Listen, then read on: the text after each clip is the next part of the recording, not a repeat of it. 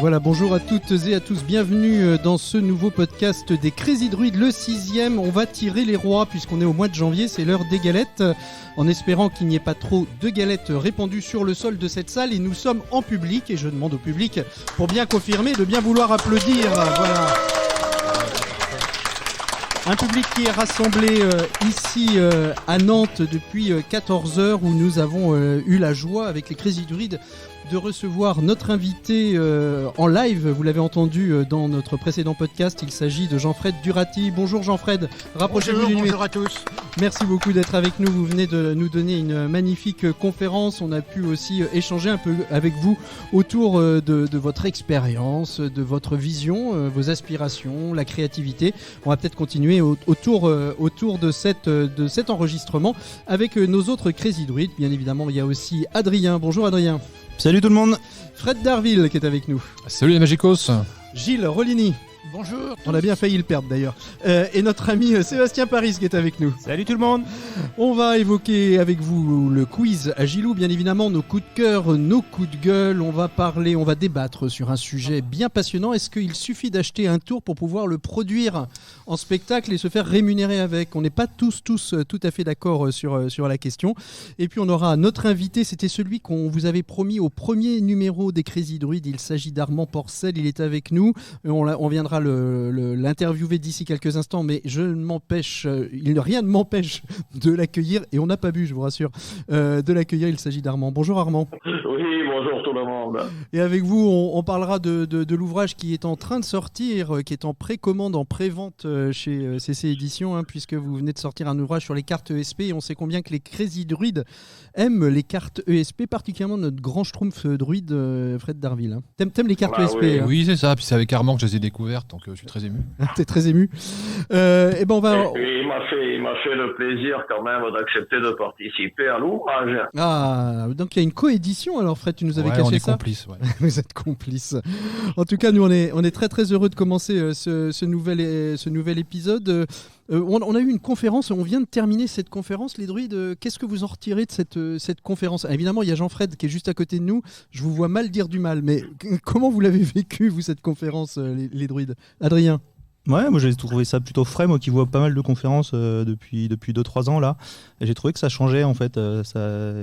Alors c'était uniquement basé sur la cartomagie, mais ils nous avaient prévenu, moi j'adore les cartes. Mm-hmm. Et c'est vrai qu'il y avait quelques nouveautés, voilà, et j'ai trouvé ça très très frais pour quelqu'un qui a connu beaucoup de choses en magie. J'ai cru que tu allais dire qu'il n'était plus très très frais. Non, il est à côté de moi, je fais gaffe quand même. Non, on a le droit, parce que là, ça va. Le gong vient de retentir. Sébastien, comment t'as vécu ça ?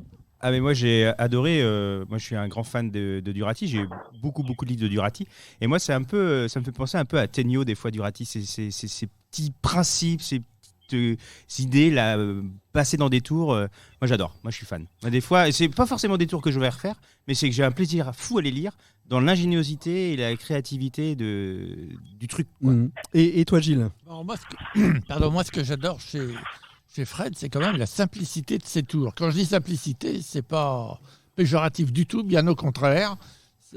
C'est des tours qui sont quand même faisables à peu près par tout le monde, à la condition de travailler un petit peu.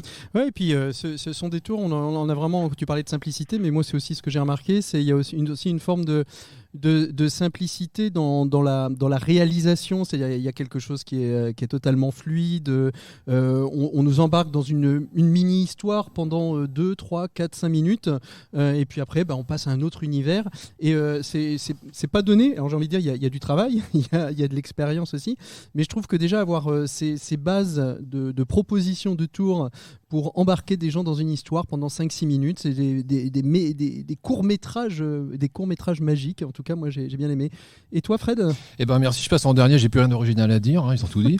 Mais évidemment, je suis super content, d'autant que Monsieur Durati, la première fois que je l'ai vu, c'était au Maillet d'Aise, ça date un peu. Et j'avais vu arriver comme ça avec Duvivier, j'étais vachement impressionné. Et se dire qu'aujourd'hui, bien longtemps après, on le reçoit en conférence, je suis super fier et merci. C'était génial. Alors j'ai posé quand même la question à Jean-Fred Durati. Rapprochez-vous du micro, Jean-Fred.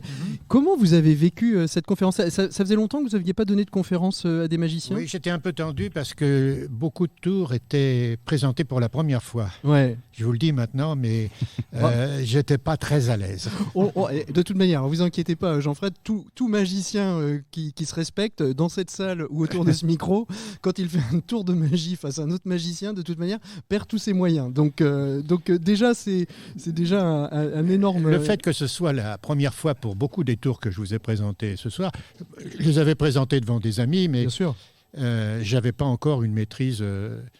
Ça viendra. Ça viendra. Dans une dizaine d'années, je les ferai beaucoup mieux. Quand vous serez grand. Quand vous serez grand... On est tous oui. bienveillants ici. Quand Donc, je serai vieux, oui. J'ai dit quand vous serez grand, j'ai pas dit quand vous serez vieux. Est-ce que je peux poser une petite question à Durati Ah bah bien tu sûr, m'autorises oui. Ah bah bien Parce sûr, que moi, je t'autorise tout, moi, ici. j'adore vos bouquins, je les lis beaucoup. Et en fait, ceux qui lisent vos livres se rendent compte que vos numéros sont scénarisés. C'est-à-dire qu'à chaque fois, vous avez une histoire. Moi, la question que je me pose, c'est est-ce que c'est l'histoire que vous avez en tête qui crée le tour, ou est-ce que c'est le tour sur lequel vous venez broder une histoire dans votre processus Les de deux, création? c'est l'un ou l'autre. D'accord. Par exemple, le tour des perles, eh bien, j'ai d'abord pensé à mettre une perle au milieu de la ficelle, et puis je me dis, mais pourquoi ? Comment justifier ça ? Et j'ai bâti une histoire à partir de l'effet. Ok. Et l'inverse, vous est déjà arrivé de lire une bonne histoire et de vous dire, tiens, cette histoire, elle est un peu magique, comment est-ce que je peux l'adapter à un tour ? J'avais envie de faire quelque chose sur Internet, Ouais. et j'ai pensé à adapter un tour que je connaissais sur le thème d'Internet. Mhm. Donc les deux sont possibles. On parlait de Les deux sont créativité possibles, pendant le talk oui. show qu'on retrouvera très certainement dans les hors-séries des Crazy Druids, mais vous le disiez dans cet échange, vous disiez la créativité, c'est à la fois beaucoup de culture magique, beaucoup de culture, beaucoup de lecture, et en même temps, à un moment donné, de se dire qu'est-ce que je fais de tout ça, et à un moment donné, comment ce bouillon de culture fait émerger un tour de magie. Il y a aussi la réaction, si vous voulez. Quand on voit un tour, on peut réagir en se disant mais comment a-t-il fait ? Mhm. Et on essaie de deviner. Prenez un catalogue quand j'étais plus jeune, je prenais un catalogue de marchands de trucs, il y avait des magnifiques catalogues, et j'essayais de deviner le principe. Et quelquefois, le principe que j'avais trouvé était supérieur à la technique proposée par le marchand de trucs. Ouais. Mais d'ailleurs, c'est très intéressant ce que vous dites, Jean-Fred, parce que on parle souvent des... Je ne sais plus qui parlait des Tegno tout à l'heure. Tegno, souvent, est aussi une clé de créativité. C'est-à-dire, un tour Tegno, alors il y a des super idées, pas toujours très réalisables, mais pourtant, si on va plus loin, et j'ai vu, quelqu'un me l'a dit, je suis parti d'un Tegno pour faire une grande illusion, parce que le concept, l'idée de base pouvait s'adapter. Gaëtan Blum a utilisé un Tegno pour son qu'il a adapté. Qu'il a adapté, ouais. Par rapport au catalogue, justement, je crois qu'on est pas mal à avoir fait ça. Au temps de Magix, Jean-Pierre Hornecker avait des descriptions super intéressantes dans ses catalogues, et on était souvent à plusieurs à les lire, à se demander hyperbolique. Oui, c'est ça. Et en même temps, ça nous incitait à chercher comment c'était possible, parce que des fois, il allait loin. Oui. Il le savait lui-même, j'en ai discuté avec lui. Il savait très bien qu'il y avait des effets qu'on arriverait à remonter, mais il s'en fichait, parce que c'était la passion. Par contre, il avait aussi de cette ça, qualité, quoi. je trouvais, il ne mentait pas dans Non, ses c'est vrai, je le trouvais descriptifs. aussi, ouais.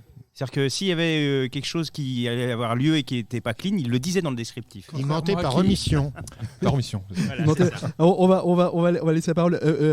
Armand, vous, Durati, la magie, vous connaissez bien. C'est quelqu'un que vous avez côtoyé, que vous aimez, que vous avez lu. Alors, Durati, oui, c'est quelqu'un que je connais, c'est quelqu'un que j'estime et que j'apprécie énormément. J'ai eu le plaisir de le voir en conférence plusieurs fois. On l'a fait venir au club de Marseille également en conférence. Et mon Dieu, pour moi, c'est quand même un des premiers créateurs de tours français. Il n'y en avait pas avant. Pardon ? Il n'y en avait pas avant de créateurs. Un des premiers. Donc Un des premiers. peut-être quantitativement et qualitativement.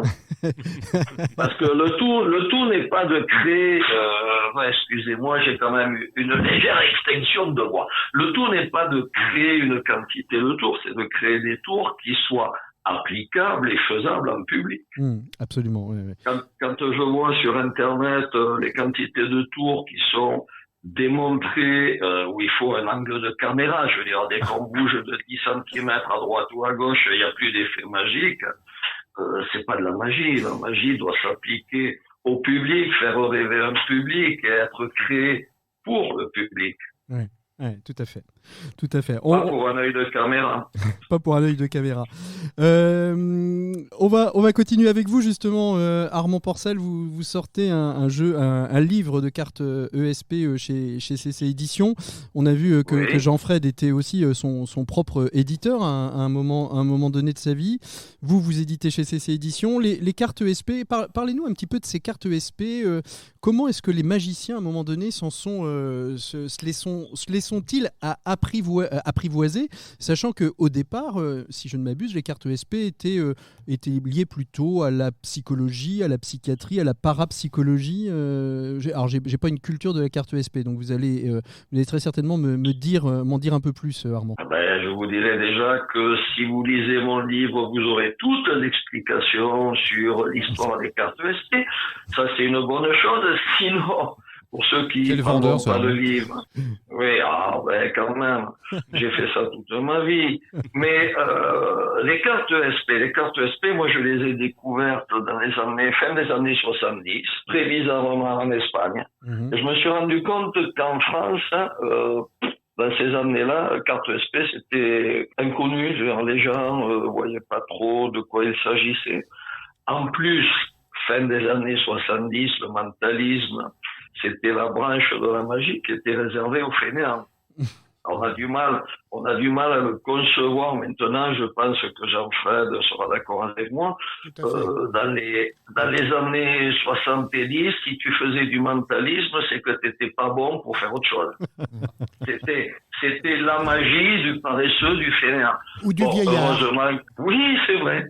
Heureusement que ça a changé entre-temps pour arriver à l'engouement qu'on connaît maintenant. Mais c'est vrai que c'était une période assez compliquée. Je me rappelle m'être présenté à un concours en mentalisme à Saint-Étienne en 81, où j'ai été primé entre parenthèses, mais ça c'est de l'autosatisfaction. Et j'arrive donc au comptoir où on reçoit les candidats. Et là, je dis Armand Porcel, royalement personne ne me connaît à l'époque. Et le brave monsieur qui me reçoit me dit les nécessités de scène, il faut que tu vois avec un tel. Et là j'ai dit non mais moi je fais du mentalisme mais à table. Ah bon? Ah mais c'est pas prévu. Ah d'accord. Donc j'ai eu l'immense plaisir. Non, c'était à Toulouse. J'ai eu l'immense plaisir de faire le concours de mentalisme à table, après tout le monde, c'est-à-dire que systématiquement tous les candidats à l'époque ont répété le numéro 6 ou 7 fois. Il n'y avait pas cet effet de filmer, d'avoir des écrans géants. Donc le jury était distribué sur 6-7 tables et les candidats répétaient le numéro. Et moi je suis passé en dernier, donc j'ai fait un peu le buzz à l'époque, mais le monde existait. Et on a regroupé le jury sur 2 tables, et pendant que je me produisais à une table, les autres se tournaient les pouces, et vice-versa. Et je suis passé à la fin, en dernier, et on ne savait pas qu'on pouvait faire du mentalisme en close-up. Donc finalement, vous ouvrez une petite porte. Alors avec des cartes ESP à ce moment-là Avec des cartes ESP uniquement, je m'étais présenté uniquement avec des cartes ESP. Et alors quelle est la richesse des cartes ESP, parce que on arrive à en faire un ouvrage entier. Moi, je dois vous avouer, je vous le dis très très franchement, Armand, je suis assez hermétique moi aux cartes ESP. J'ai beaucoup de mal à trouver ça magique, mais c'est peut-être parce que ce n'est pas ma personnalité. Je pense qu'on a chacun nos personnalités. Mais qu'est-ce qui en fait sa richesse des cartes ESP? Qu'est-ce qui fait que finalement on peut faire des effets innombrables? Et la preuve, vous en avez fait un bouquin. Ah oui, il y a même 2 bouquins. Le premier ayant été édité chez Hornecker en 83. Et avec CC Éditions, mais France, on a fait une réédition augmentée, évidemment, avec la participation de beaucoup d'amis à moi. Les cartes ESP, déjà, c'est le peu de cartes. On n'a pas 52 cartes, on a uniquement 5 symboles et qui sont répétés. Donc, on a toute la possibilité d'avoir des arrangements, des ordres, des chapelets qui permettent de travailler avec les cartes ESP. Mais je pense qu'il faut aller au-delà des 5 symboles ESP et on peut appliquer les tours des cartes ESP à des tas d'autres symboles. Je me rappelle plus qui, il y a 2 ou 3 ans, a sorti un jeu avec 5 cartes, comme par hasard, et des sentiments, la joie, le bonheur, la tristesse, avec des smileys. On peut utiliser tout ce qu'on fait avec les cartes SP sur d'autres symboliques. On n'est pas obligé de se limiter aux 5 symboles. Tout ce qu'on fait avec des cartes peut être appliqué aux cartes SP. Moi, j'avais créé un tour avec des cartes SP où il fallait utiliser des données en second. Après, est-ce que c'est vraiment le but? Je ne sais pas. Moi, je pense que quand on fait du mentalisme, il faut enlever au niveau du spectateur, enlever toute idée d'adresse, toute idée de manipulation. Je veux dire, il faut vraiment, pour moi, que ça soit uniquement du domaine du mental, même si on va utiliser des manipulations. D'où la nécessité de les maîtriser absolument.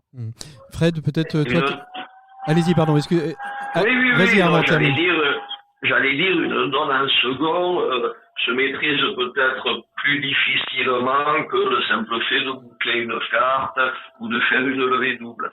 Mais on peut appliquer aux cartes tout ce qui se fait avec les cartes à jouer. Fred, tu veux peut-être rajouter des choses sur ce qu'a dit Armand ? Je pense qu'Armand a tout dit. Moi, ce qui m'a fasciné dans les cartes ESP que j'ai découvertes avec Armand, avec son premier bouquin d'ailleurs, d'où le plaisir d'être dans la 2e édition. Moi, ce qui m'a séduit au départ, c'est le lien qu'on pouvait faire avec la recherche en parapsychologie. De Dr. Ryan, moi ça me fascinait ce qu'on pouvait faire avec juste quelques symboles sur des cartes, quoi. Alors un livre, Armand, qu'on peut retrouver donc chez CC Éditions et dans tous les magasins de magie, mais bien évidemment sur CC Éditions en particulier, surtout qu'il est en prévente avec quelques promotions en ce moment. Ça s'appelle les cartes ESP.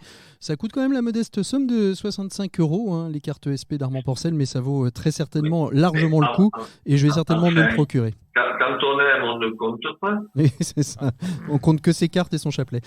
Merci beaucoup. Merci beaucoup Armand Porcel d'avoir été avec nous. On vous laisse retourner ça a été un très grand plaisir et merci à tout le monde. Et à la chaleur du Sud. Merci encore Armand. À très bientôt. Au revoir. À très bientôt. Au revoir. On continue tout de suite avec notre quiz Agilou. Le temps du quiz Agilou. Voilà, c'est le quiz Agilou, c'est son nouveau jingle, il est pour vous Gilles. Ah bah merci. Attends, tu peux nous le remettre parce que j'ai pas bien entendu là. On va le remettre. Voici venu le temps du quiz Agilou. Ah, je te reconnais très bien, Adrien. Ouais, c'est moi. Vous le voulez encore une fois ? Voici venu le temps du quiz Agilou. On avait des auditeurs, on vient de les perdre. Bon bah écoutez, on va essayer de faire fort aujourd'hui. Alors on va faire de l'histoire. Vous savez que j'adore l'histoire. Moi je vais juste aller avec les gars pour pas qu'on pense que je triche. Ah oui, c'est ça. Oui, parce qu'il est à côté de moi, donc il va voir les réponses. Sébastien est juste à côté et il peut avoir l'œil qui louche. Alors moi je vais me tourner vers les autres. Ouais, c'est pas grave, grave de toute manière. Alors là, comme on n'est qu'avec des magiciens, donc c'est formidable. Vous participez aussi, Jean-Fred. Oui, vous participez. Tout le monde participe. On s'appelle magicien, on s'appelle aussi prestidigitateur. Est-ce que vous avez une petite idée de la date et qui a inventé ce terme de prestidigitateur? Terme qui est bien chiant quand vous êtes au Guzo parce qu'on ne sait jamais où vous casez. Animateur, magicien, prestidigitateur. Bon, alors, quand est-ce que c'était? C'est ça la question. De quand est-ce que qui l'a inventé et quand? Est-ce que vous avez une petite idée? Il y a. Je vois dans la que salle, Luc Cavet a l'air de savoir. Luc Cavet dans la salle. Non. Ça date de quand, Gilles? Est-ce que tu peux nous donner une petite... c'est 19e, 18e Ça date de 1825. 1825. Houdini Robert Houdin, 1825 là c'est quelqu'un qui travaillait avec Robert Houdin. Georges Méliès. Enfin, qui était, je ne sais pas s'il travaillait avec lui, mais enfin, il était au théâtre Robert Houdin en tout cas. Il a dû travailler avec lui, je pense, à cette époque-là. Et qui a été magicien également alors? Il était magicien. Alors à l'époque, on les appelait escamoteurs, on les appelait battleurs, on les appelait physiciens. mais c'est lui qui a Alors inventé c'était parce que prestidigitateur. prestidigitateur, parce qu'il y a une notion de doigts, digital, des de doigts, doigts. ouais. D'habileté des doigts. D'habilité des doigts. Qui Ce terme, il est sorti quoi dans une revue, il l'annonçait en Ah ça spectacle. je sais pas, mais en tout cas On c'est sait lui pas qui comment l'a ça inventé. s'est- Je sais ouais, pas, ok. ça je peux pas vous dire. Et tu sais pas pourquoi il l'a inventé, pour quelle raison, quelle était la raison pour Si laquelle pour que je pose la question Ouais. un siècle et demi plus En tard. 1825, le mec se lève, il dit Gilles Roligny, Il est en mentaliste, 2000... Ben, il était mentaliste le type. Hein, il avait... Ouais, c'est ça. En Alors, un gars qui a 2024, bossé avec il va Robert poser une Bon, allez, question. on va pas passer notre temps, Non. je vais vous dire le nom. Il s'appelait Jules Revers. Et il Alors, travaillait avec Robert Houdin. C'était pas loin, c'est ce que vous disiez, Luc. Tu confondais, Luc? Ouais, c'était Jules Revers. Et, alors- et on ne sait pas pourquoi il a créé ce terme-là, parce que je vous magicien ferai était... le quiz la prochaine fois. Oui, c'est ça. Voilà. Allez voir sur Wikipédia. Si vous nous écoutez, chers auditeurs, envoyez-nous un petit mail ou mettez-nous sur les réseaux sociaux à l'un d'entre nous la raison pour laquelle, voilà, c'est ce qu'on appelle du participatif dans ce podcast. Il n'y a pas que nous qui nous amusons. Vous aussi, vous pouvez vous amuser. Donc, si vous savez pourquoi on a inventé le terme de prestidigitation, sinon le fait de faire travailler sa diction, je ne sais pas. Une autre question, Gilles. Ah ben, on va rester toujours dans l'histoire. Alors j'interdis à Olivier Savino de répondre parce que je sais qu'il connaît la réponse.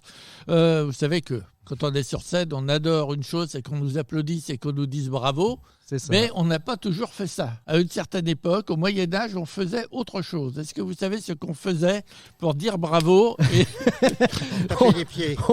et comment on applaudissait? On se cassait. Non, Non. on ne se cassait pas. Comment on faisait? On clignait des yeux. Balancer ses chaussettes, non? Non, ben, On tapait les pieds.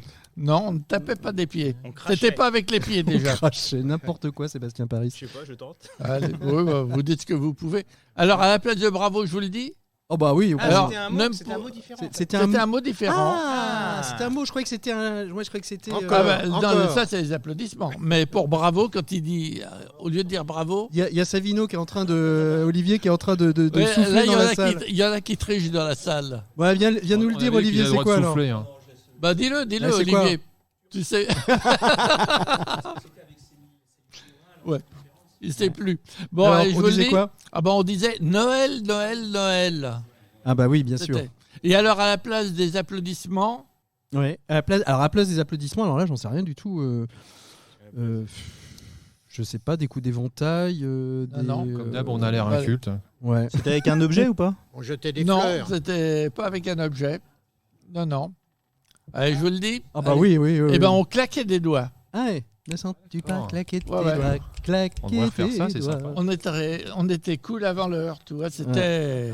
Comme quoi, tout est une histoire de cycle. Vous saviez tout ça, Jean-Fred? Parce que je vous ai bien Absolument muet. pas, mais moi, j'apprends des choses tous les jours, vous savez. Alors, Allez, on encore en une. termine un. Allez, Et la un- dernière. Alors, les plus jeunes ne le savent peut-être pas parce que ça s'est arrêté il y a une vingtaine d'années, je crois. Mhm. Mais tous les ans, il y avait ce qu'on appelait le gala de l'Union des artistes, Ah ouais. qui se passait au cirque d'hiver, Mmh. où tous les artistes faisaient un numéro. numéro de cirque. Donc, ils étaient coachés par des gens. Et depuis de 1956 à 1978, c'est un seul magicien qui a coaché tous les numéros de magie qu'on a vus au Gala de l'Union des artistes, au cirque d'hiver. Et c'était un magicien avec qui j'ai travaillé, d'ailleurs personnellement, mais qui était très connu à l'époque, Mort-vivant. maintenant décédé, mais d'une lignée de magiciens, du moins ses enfants, sa fille, sa petite-fille, son gendre, sont dans le métier. Les Duvivier. Non, pas les Duvivier. Mireldo. Mireldo. C'était Mireldo, effectivement.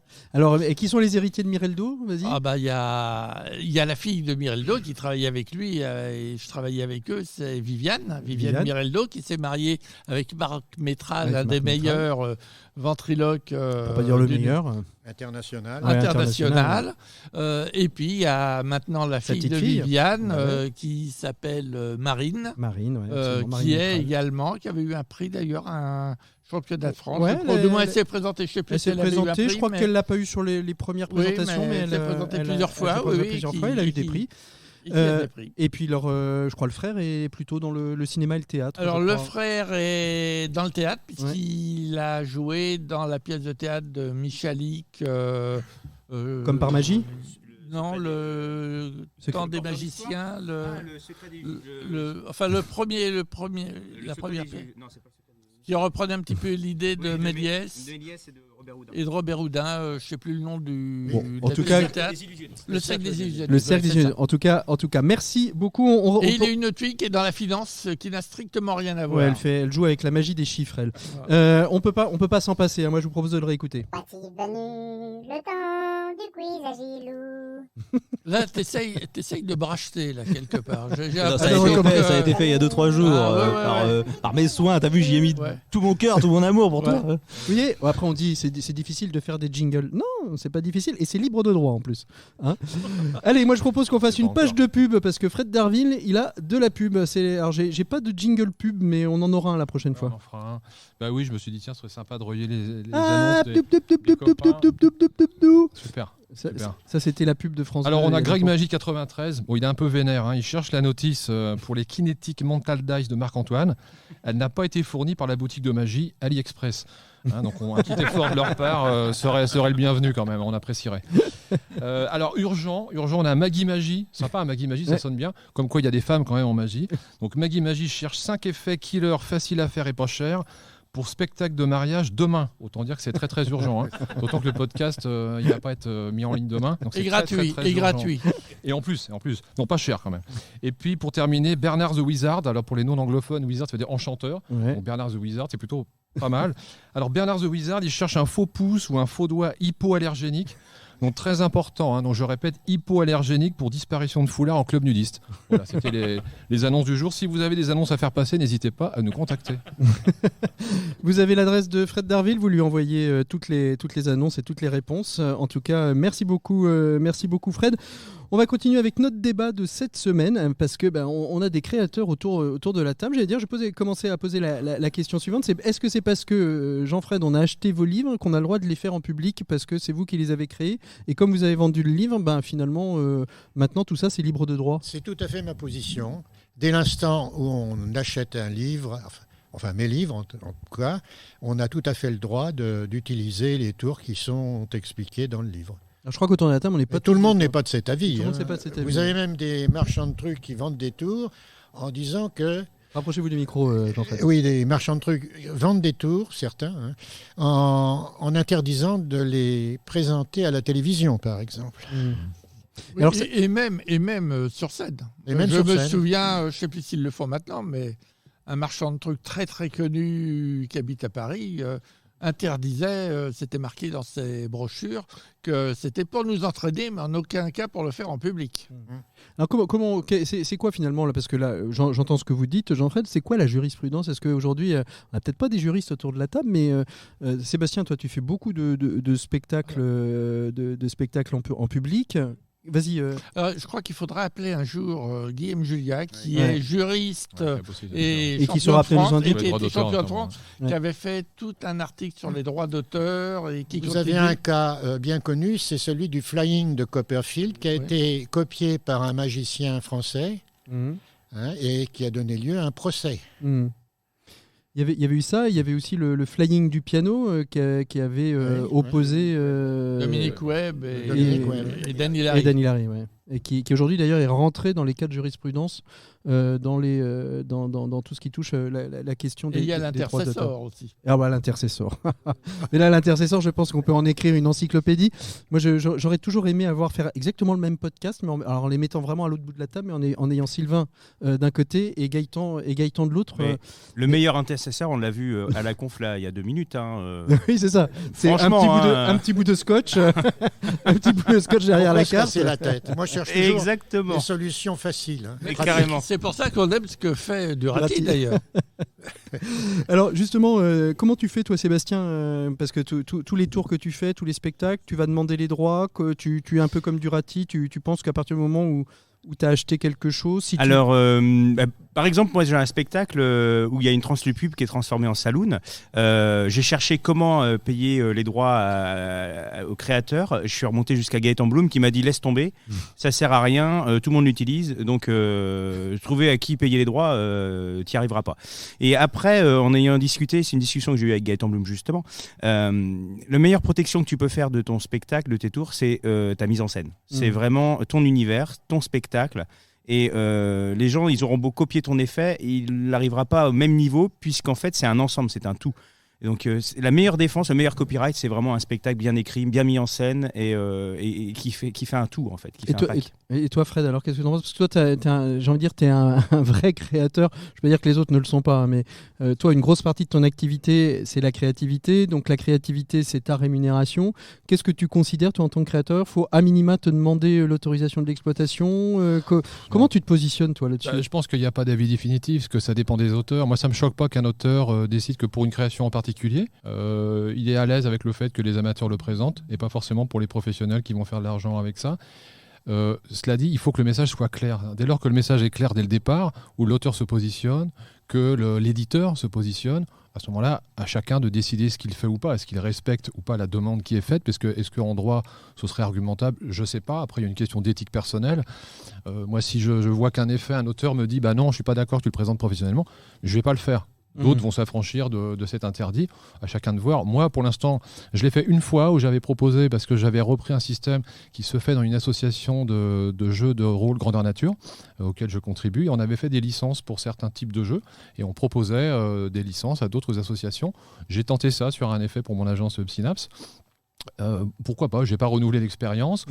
Bon, après, dans la mesure où moi je mets rien là-dessus, sur ce sujet-là, dans ce que je présente, je vais pas m'offusquer si quelqu'un le fait. Et donc puis, aujourd'hui, ton Philodec, par exemple, qui est, je vais pas dire ton succès, mais en tout cas un tour qui est présent dans pas mal de mains de magiciens. En ce moment dans la salle, parce que France est là. Et c'est pour ça que je le mentionne, c'est parce que je l'ai vu tout à l'heure sur la table. Mais un magicien utiliserait le Philodec en presta de close-up pour son boulot. Tu es là, tu es dans la salle, tu le vois. Qu'est-ce que tu lui dis? Je suis très content. Tu es très content? J'ai envie de dire, c'est moi qui l'ai écrit. Tu vois, non, mais voilà. Et à minima, est-ce que tu crois qu'envoyer un mail, si on sait l'identifier, parce que tu dis, Sébastien, des fois, c'est hyper compliqué de savoir qui fait quoi, d'envoyer un petit mail au magicien en disant, écoute, voilà, je vais l'exploiter dans mon spectacle, je vais l'exploiter en close-up de manière régulière. Encore une fois, s'il n'y a pas eu au départ un message clair qui dit contactez-moi avant de le faire en spectacle, bah non. Par contre, si le magicien le fait, et ça m'est arrivé 2-3 fois, ça fait super plaisir. C'est-à-dire que plutôt que je ne le sache pas, le fait de savoir qu'un magicien a fait ce choix, et je sais que pour Gold Dragon Tattoo, il y a plus d'un professionnel qui l'a utilisé. Ça me l'avait dit un jour, il dit tiens, ce soir je vais présenter Gold Dragon Tattoo. J'étais vachement content. Je dis cet effet-là, il va être montré à un public.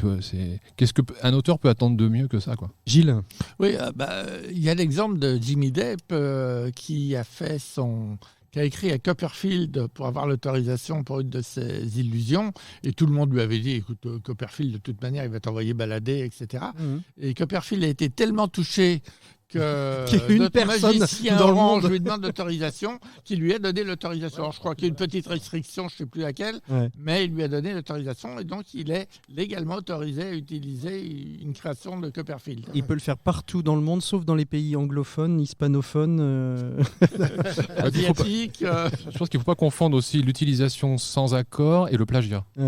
C'est ça, notions différentes. Jean-Fred, vous voulez réagir peut-être? Non, je voyais écouter. Dire une chose, il y a une chose qui est désagréable pour un créateur, c'est que le tour soit utilisé à titre de gag, c'est-à-dire par un débinage. Oui. Et alors ça, je trouve que c'est le plus mauvais cas. Oui, oui, complètement. Ouais, ça, puis tu sais, des fois, moi j'avais un spectacle que j'avais appelé Tour et Détour. Et puis après, j'avais vu que Duvivier avait appelé un de ses DVD Tour et Détour. Donc j'avais envoyé une lettre pour lui demander l'autorisation. Ce à quoi il m'a répondu que lui-même avait... Enfin non, c'est pas lui qui m'avait répondu ça, mais qu'il avait fallu demander l'autorisation à Goldman qui avait écrit un album qui s'appelait Tour et Détour. Donc en fait, tu t'en finis plus, quoi. Donc et à un moment donné, en fait, à vouloir trop rechercher, trop remonter... En fait, des fois, à vouloir faire trop bien, on perd beaucoup de temps. Ouais. Et alors, on a une question dans la salle, vas-y. Vas-y, rapproche-toi d'un micro pour... Allez. Présente-toi, qui es-tu? D'où viens-tu? Je suis Pierre, Bonjour, un Pierre. individu lambda qui vient Magicien, de quand même. Charente-Maritime, oui, magicien quand même. Je pense que par rapport à cette question, en fait, il y a deux choses à prendre en compte. C'est l'aspect juridique qui demande effectivement des éclaircissements, et peut-être que effectivement, selon par exemple si les effets ont été publiés sur des ouvrages, est-ce qu'il y a des droits qui sont transmis ou pas. Donc ça c'est une chose. Et ensuite en termes d'éthique, par exemple lorsqu'on reprend stricto sensu le script de l'auteur, je pense que ça peut être bien par exemple de dire selon une histoire d'un tel, et de le citer quoi. Exactement. Par honnêteté intellectuelle. Et je pense qu'en fait ça se fait quasiment pas quoi. Eh ben, alors justement, merci beaucoup Pierre de ton intervention. Moi je me souviens du spectacle de Maurice Douda, tricheur, où d'ailleurs pareil il y a des éléments sur la table de France, mais je me souviens du spectacle de Maurice à la fin, alors comme il utilise des écrans vidéo, il fait passer un générique, et dans ce générique il y a tous les crédits. Ce tour-là il est issu d'eux, inspiré d'eux, merci un tel, la musique est d'eux, et je trouve que finalement qu'on puisse le mettre dans le programme, qu'on puisse le mettre dans le doc qu'on va transmettre au public, à minima, c'est peut-être la bonne solution à avoir. Adrien, tu voulais dire quelque chose? Ouais, je voulais réagir. J'ai contacté moi plusieurs créateurs qui m'ont aiguillé un petit peu du coup. Le premier que j'ai contacté, il m'a dit si je vends un tour de magie, c'est pour que les gens le performent, que ce soit en pro ou pas, c'est pour que les gens le performent. Alors lui, c'est quelqu'un qui vend des tours pas très très chers, donc il m'a expliqué qu'effectivement dans son public entre guillemets, dans ses acheteurs, c'était beaucoup d'amateurs, puisqu'en fait les tours qui coûtent pas cher en fait sont souvent beaucoup en fait achetés par des amateurs qui vont pas le refaire dans le milieu professionnel, donc ça va être plutôt le dimanche chez Mémé qu'autre chose. Et par contre c'est lui effectivement quand c'était un tour un peu plus cher ou alors qu'elle allait avoir une histoire de passage à la télé ou autre, là c'est vrai que lui il aurait bien aimé avoir une vision là-dessus en fait. Et ce qui se comprend en fait, puisque là ça va être utilisé. Mais ce qui veut dire qu'aujourd'hui la question des droits d'auteur elle n'est pas organisée comme la SACEM, c'est-à-dire imagine que ton droit ton tour soit fait par un autre interprète. Habituellement si ça se fait automatiquement c'est déclaré, c'est payé, c'est rémunéré. Aujourd'hui, en tout cas en magie, c'est pas le cas. À défaut, tu peux aller déposer des brevets si c'est technique, et tu peux déposer ton texte à la SACD et protéger ton texte. Adrien. Ouais, mais moi j'ai une question qui me vient comme ça, c'est est-ce que dans le prix d'achat du tour que tu achètes, en fait, est-ce que dans ce prix-là doit pas être inclus le fait de pouvoir l'utiliser en pro, en fait, tout simplement? Je pense que ce serait plus simple en fait, et c'est pas très clair aujourd'hui. Ouais. Gilles, non, tu voulais réagir? Oui, si, éventuellement, mais à condition également que ce soit toi qui l'aies acheté. Je veux dire, après, n'importe qui peut l'utiliser ou même le voir à la télé et puis le refaire. S'il le refait, c'est peut-être parce que l'autre l'a pas très très bien fait pour qu'il ait compris comment ça se faisait, mais à part ça.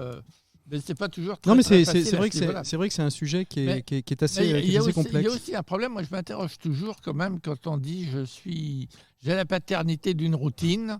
Je fais cette routine, c'est vachement bien, je voudrais avoir des droits d'auteur.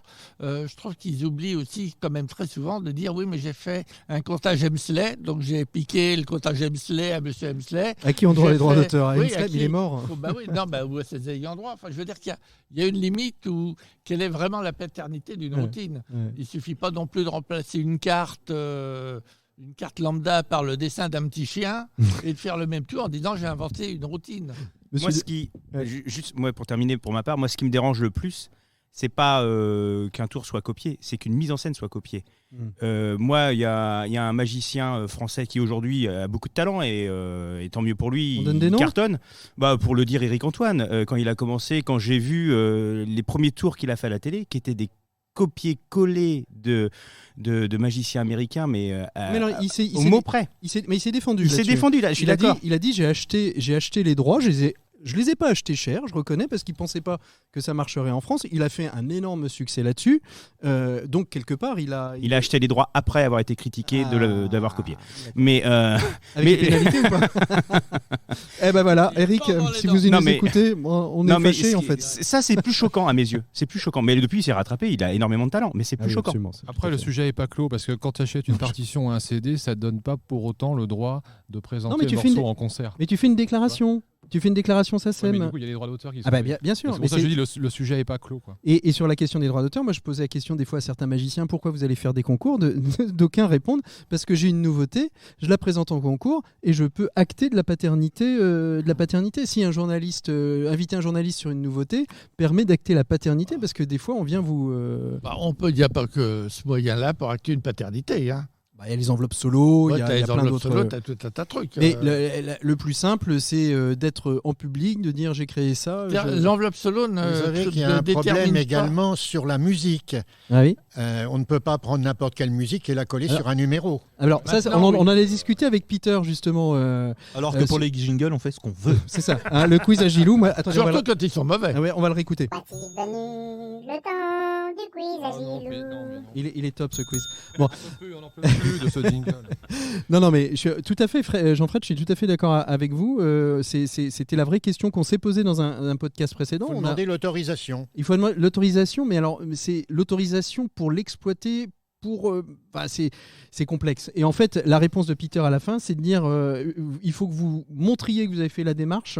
Il ne faut pas forcément que vous montriez que vous ayez eu la réponse, parce que, comme on l'a dit, parfois trouver la réponse et avoir la réponse est extrêmement complexe. Mais aujourd'hui, c'est vrai, il Et puis, existe. il avait quand même fait une particularité, il avait quand même expliqué qu'il y avait une autre condition, c'était que la musique colle et identifie un numéro. Comme le numéro de Norbert Ferré, admettons. C'est ça. T'entends la musique. On entend la musique, on violon sur le toit. C'est ça. Tu sais que c'est Norbert Ferré. C'est ça. On voit un mec avec deux mains et une boule rouge sur le nez. Quand même, pour la postérité de Norbert, moi, il faudrait que je lui pose la question si ça lui convient de se dire que toute sa vie, on le verra avec deux doigts, des gants et une balle sur le nez. Bah, apparemment, ça lui déplaît pas. Ouais, bon, on l'appellera un jour, c'est un copain. Merci beaucoup. On va clore ce débat ici parce qu'on va pas. De toute manière, on a bien compris que le sujet n'était pas clos, comme l'a dit. Et ne le sera pas. Et ne le sera pas ce soir. Et on va aller directement au.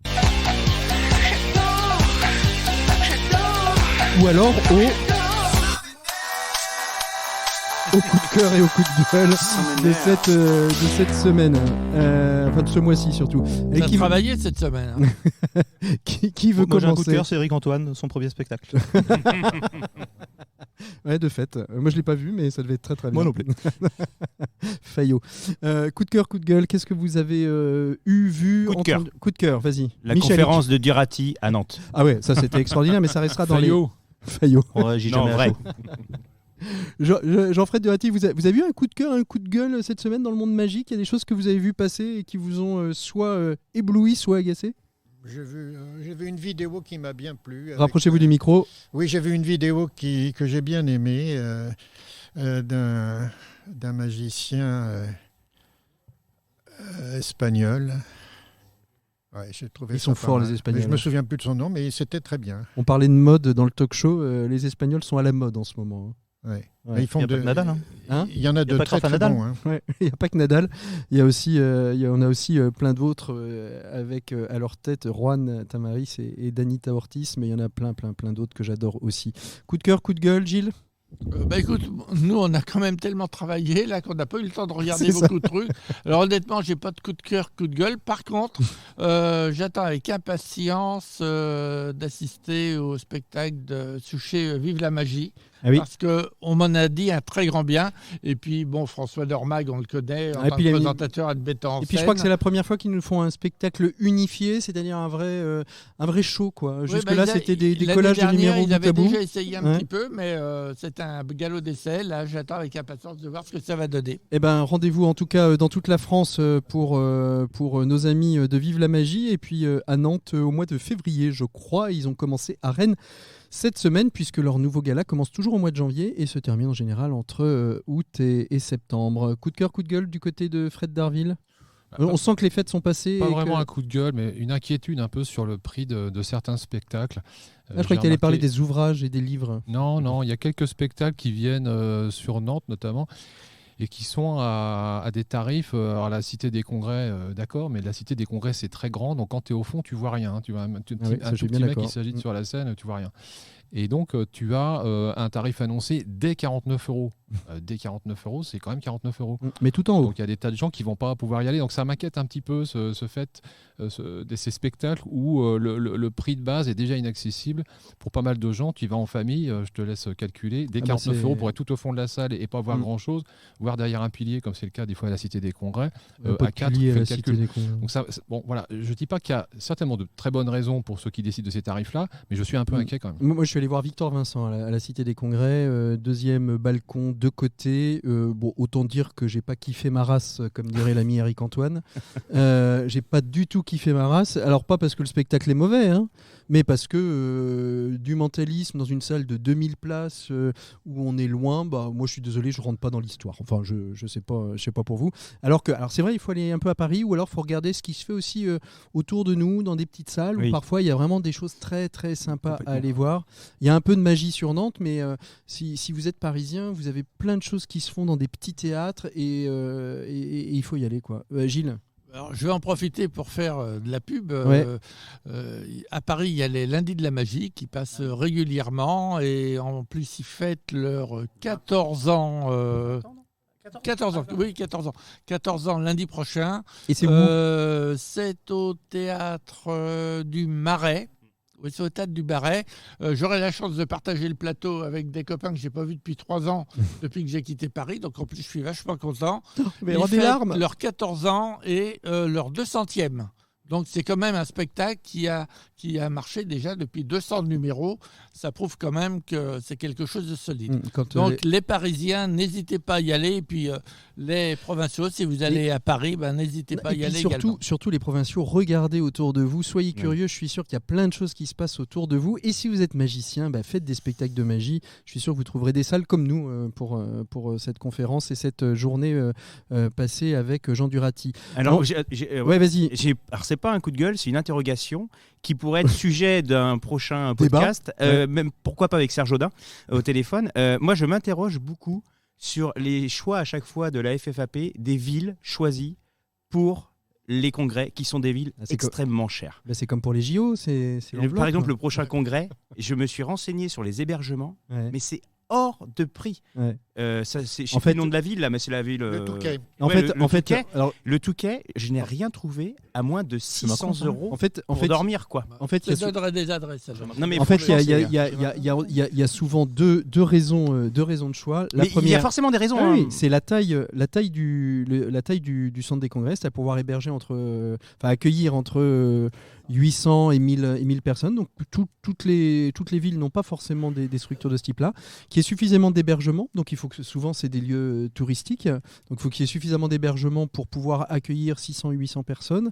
Des salles pour les confs à des tarifs je suppose négociés. Mais souvent c'est la taille et le nombre d'hébergements. Non mais ça je l'entends, mais on pourra c'est une discussion à avoir vraiment avec la FFAP. Et puis aussi de la volonté d'un club. Et alors ça c'est aussi, et surtout la volonté d'un club de pouvoir l'organiser, parce que la FFAP a une équipe congrès qui porte la partie logistique de l'essentiel, mais après ça pèse sur le club. Et moi je sais, c'était la fin. Je suis arrivé à la fin de l'organisation du dernier congrès FFAP à Angers en 2007, je crois. C'était lourd pour le club. Ça a été long à se remettre en place après un tel événement. Ouais, j'imagine. Et puis il y a la structure du club également, enfin le nombre de participants, parce qu'il faut énormément de bénévoles dans un congrès. Et ce sera on appellera Serge Audin au mois d'octobre, au moment du congrès, pour lui dire pourquoi pas. Mais la prochaine ce sera je sais pas où. À Guéret. À Guéret dans la Creuse. Voilà. Là ils seront ravis. Mais alors il faut venir avec sa tente à Guéret ou son camping-car. Non mais c'est d'autant plus frustrant qu'on passe 3 jours dans un salon, dans un palais des congrès sans en sortir. Donc on reste dans le noir, quoi. Moi je suis allé à la FISM en Corée. On m'a dit c'est beau la Corée. Je dis j'en sais rien, j'ai vu un palais des congrès. J'ai vu un palais des congrès et quand j'en sortais, il faisait nuit. Mais ceci étant, on a bien mangé et on a passé de très très très belles soirées. Allez, on va s'arrêter là. C'est la fin de ce podcast consacré au roi de la magie, en tout cas de cette journée. Il s'agit de Jean-Fred Durati, pardon. Merci beaucoup Jean-Fred d'avoir été avec nous à Nantes. C'était un vrai plaisir d'expérimenter votre première conférence et vos tout nouveaux tours. Un livre sort très prochainement aussi. Absolument. Alors chez Marchand de trucs, Oui. et dans lequel on trouvera une partie de cette conférence que vous nous avez faite, mais on y trouvera quoi pour attiser un petit peu On y l'appétit des... trouvera tous les tours de cette conférence, à part un qui est dans un livre précédent, et encore plus, puisqu'il y a plus de 50 tours dans ce livre. Ah oui. 50 tours. Ah oui, donc Voilà, c'est plus une de vraie, 50. une vraie mine. Merci à vous tous d'être restés. On était une pour votre trentaine, il y a accueil. 7-6... Merci voilà, au vous voyez, public. applaudissez fort parce que... ouais, il y a- Noël, vous avez rien No- retenu ou quoi? Noël, et on claque des doigts. Voilà, merci à vous tous, merci aux druides d'avoir été présents. On se retrouve dans un prochain épisode du podcast des Crazy Druides, le Crazy Podcast Show. J'arrive jamais à le dire dans le bon ordre. Allez, à très bientôt, au revoir. Maintenant, Au on va revoir. travailler. Salut. Salut, Canavo.